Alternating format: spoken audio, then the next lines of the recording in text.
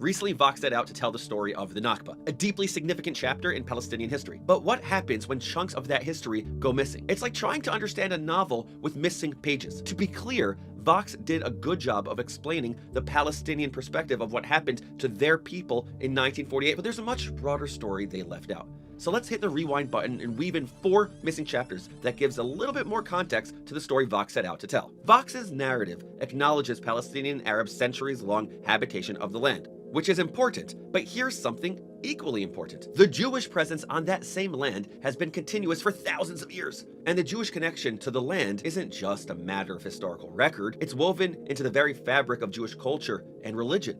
Let's start with the most influential piece of content in the history of Western civilization: the Bible. Also Jewish prayers, and on holidays, constantly yearning for Jerusalem. So much of Jewish history was forged in Israel. The trio of pilgrimage holidays all revolve around the bond with this land. It's not just the ancestral land of a few Jews, it's a cornerstone of the Jewish people's identity in an indelible and deeply personal way. Vox presents the notion that the UN partition plan of Palestine was inherently unfair, with more than 50% of the land going to the Jewish people and less than 50% of the land going to a new Arab state. The plan wasn't about subjugation.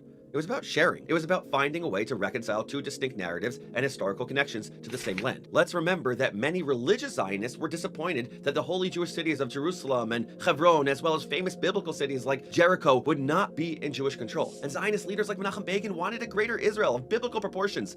But in the interest of compromise, they accepted the plan. They took the pragmatic approach.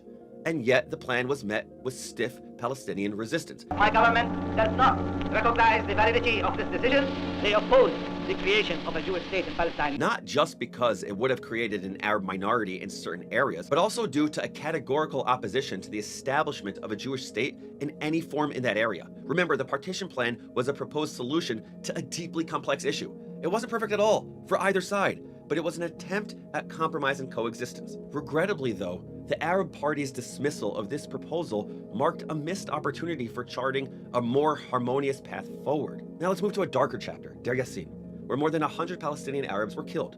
The brutal incident that Vox highlighted is remembered with regret and sorrow in Jewish history as well. If you're most important to note is there are conflicting accounts of what actually happened, including how many people were killed and whether the violence was indiscriminate or targeted. And from the research, it's clear, especially from Anita Shapira, that no rape took place. In life, in general, I think we could all look back at history and criticize ourselves a bit, right? But it's also important to contextualize the bigger picture, that this happened amidst the chaos and violence of war. Wars are horrific events. Violence is horrific, and terrible things happen in war. There were instances of brutal violence on both sides, like the Hadassah convoy massacre. Jews were killed while trying to reach a hospital. And a few months earlier, 35 soldiers were ambushed during an attempted relief mission amid Arab attacks on the Yishuv, which was Israel's pre-state government leadership. In the chaos of war and in the scramble to keep civilians safe, about 700,000 Arab refugees were displaced when Israel was established in 1948. Instead of merely sharing one side of the story, let's acknowledge that historians debate exactly what happened. Some argue that Arab refugees left out of intense fear of the fighting. Others say they left on orders from Arab leaders to make way for strategic military operations.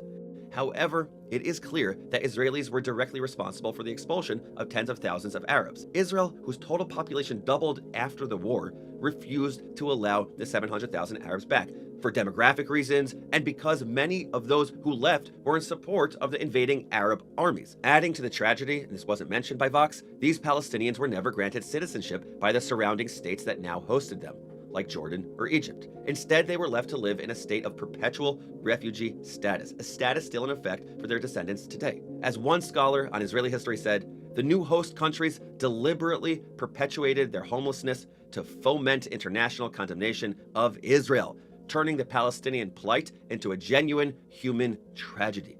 The difficult truth is that had those Arabs been allowed to return, Israel would not be able to be both a Jewish and democratic state, and it might have a hostile population within its borders. Of course, now having filled in those missing chapters, I want to leave you with these 3 takeaways. First, the story of the Nakba should be told. This narrative carries the heavy weight of tragedy and loss, akin to countless others in human history. Wars leave scars, especially on the losing side, and we all have a responsibility to empathize with the suffering endured by Palestinians. Recognizing this for the Palestinians isn't only fair, it's crucial for our shared understanding. So I'm not picking a fight with Vox for sharing that story. But here's the second thing. Acknowledging the pain of Palestinians should not diminish the deep, profound connection that Jews have for their ancestral land. And this is the most significant part that Vox missed for me. The video portrayed Zionism as a reaction to anti-Semitism. Zionism was a response to an increasingly brutal climate for Jewish people, particularly in Europe and Russia, where there was a massive wave of anti-Semitism, including large-scale attacks in the late 1800s and early 1900s. But that's missing a huge part of the story. Zionism is more than just a political movement to provide a Jewish safe haven. It's an affirmation of the Jewish connection to the land of Israel. The 1,000 years before nationalism, there was a yearning for Zion that wasn't about anti-Semitism.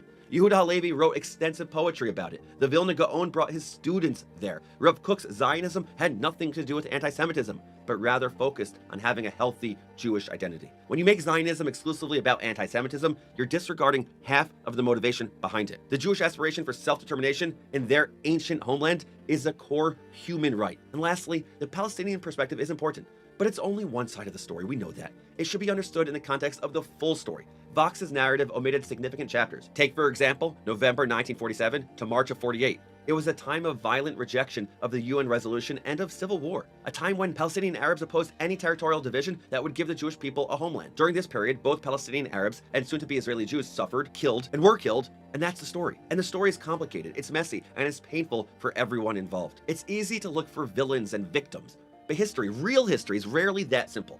It's a swirling mix of perspectives, interpretations, motivations, and actions. So what's our goal here when teaching history? Do we fan the flames of anger and resentment, or do we strive to build mutual understanding? History ought not be a tool for division. It's a means for understanding. Both Israelis and Palestinians have faced their share of darkness, but let's shed light on the full story rather than just part of it.